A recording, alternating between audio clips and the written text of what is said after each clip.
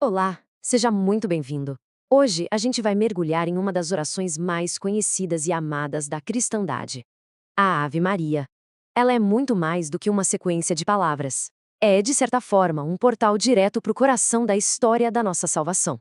E é essa profundidade que vamos explorar juntos, passo a passo. Essas palavras, elas são tão familiares, não é mesmo? A gente reza, escuta desde criança, mas com que frequência nós paramos para meditar de verdade no que elas significam? Bom, hoje o convite é exatamente esse. Vamos descobrir como, nesta oração tão simples e tão profunda, o céu e a terra de fato se encontram. A Ave Maria se divide em duas partes muito claras e, olha, belíssimas. A primeira parte é uma saudação que vem do alto, tirada diretamente das palavras do Evangelho.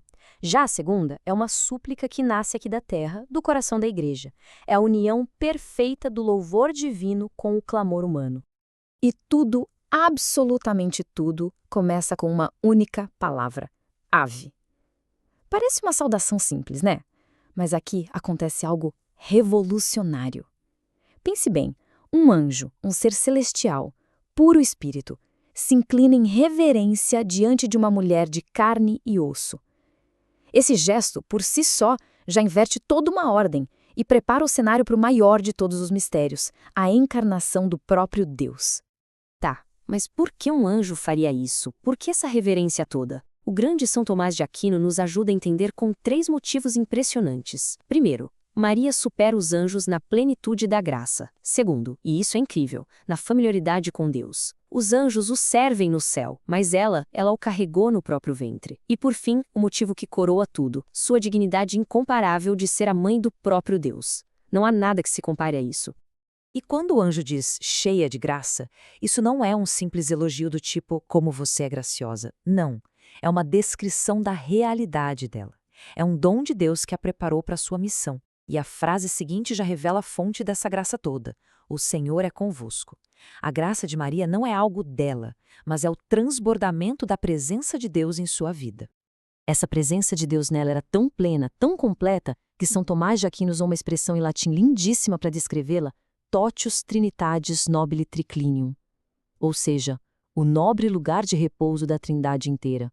O Pai a fez seu templo, o Filho se encarnou em seu ventre e o Espírito Santo a cobriu com sua sombra. Ela se tornou literalmente um sacrário vivo.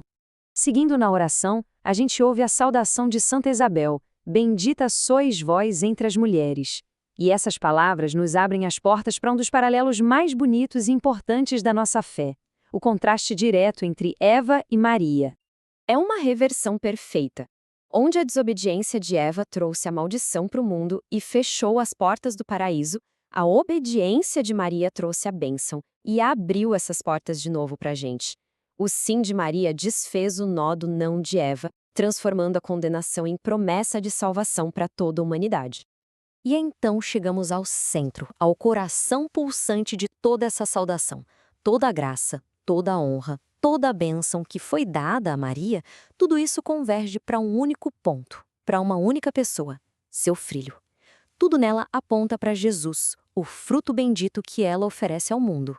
E esse contraste entre Eva e Maria fica ainda mais forte quando a gente compara os frutos. São Tomás de Aquino mostra que o fruto que Eva pegou no paraíso era belo por fora, mas enganoso, e trouxe vergonha e dor. Já o fruto que Maria nos dá a Jesus é a própria beleza, aquele que nos une de novo a Deus e nos traz a verdadeira salvação. Onde Eva encontrou a morte, em Maria a gente encontra a vida. Pois bem, com o nome de Jesus, a saudação do céu, a primeira parte da oração está completa, mas a Ave Maria continua. Agora a gente entra na segunda parte, a súplica da Igreja. Uma parte que foi se desenvolvendo ao longo dos séculos na piedade do povo e que foi oficialmente adicionada à oração em 1568 pelo Papa São Pio V. E é nessa segunda parte que nós, a Igreja, nos voltamos para Maria com total confiança. Ao chamá-la de Santa Maria, a gente reconhece aquela plenitude de graça que o anjo anunciou. E ao dizer Mãe de Deus, a gente professa com todas as letras um dos dogmas centrais da fé, que aquele menino que nasceu dela é verdadeiramente o próprio Deus. E é justamente por causa dessa dignidade de ser mãe de Deus que a Igreja a chama por tantos títulos cheios de afeto e confiança, como Mãe de Misericórdia e Advogada Nossa. Cada um desses títulos é um pilar que sustenta a nossa confiança para fazer o pedido que vem logo em seguida. Mas o que significa exatamente pedir que ela reze por nós? É muito importante entender isso. Não é adoração. A adoração pertence somente a Deus e a ninguém mais. Pedir a intercessão de Maria é pedir que ela, que está tão perto de seu filho, una as orações dela às nossas. É a beleza da comunhão dos santos, essa grande família da fé onde uns ajudam os outros. E esse pedido, rogai por nós, pecadores, tem uma força tremenda. De um lado, é um ato de humildade. A gente se reconhece pequeno, fraco, pecador, precisando de ajuda. E, ao mesmo tempo, é um ato de fé gigantesco, na certeza de que não estamos sozinhos nessa caminhada, de que temos uma mãe no céu que olha por nós. E a partir desse reconhecimento da nossa condição, a súplica se abre. Ela se expande para abraçar toda a nossa existência, desde esse exato momento até o nosso último suspiro.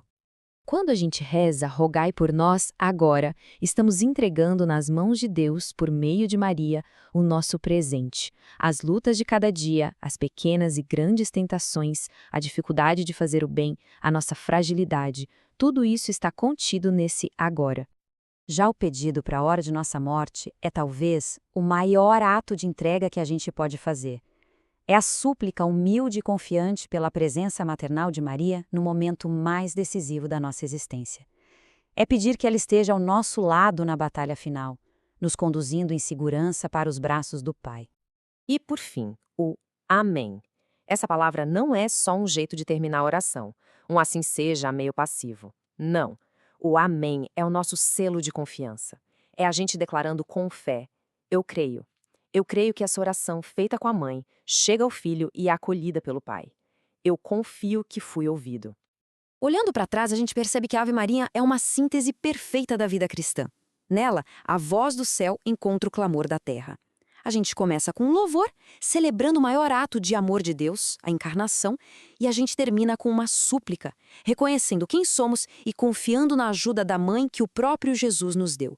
É o evangelho inteiro em forma de oração. E assim a gente conclui essa pequena meditação. A questão que fica, e que eu deixo para cada um é, depois de contemplar tanta riqueza, tanto significado, como será que essas palavras tão familiares vão ecoar dentro da gente da próxima vez que a gente rezar?